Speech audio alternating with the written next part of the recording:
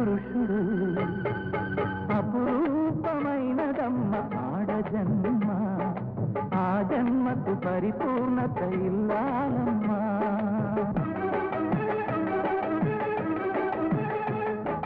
మగవారి బ్రతుకులో సగపాలు తనదిగా జీవితం అంకితం చేయగా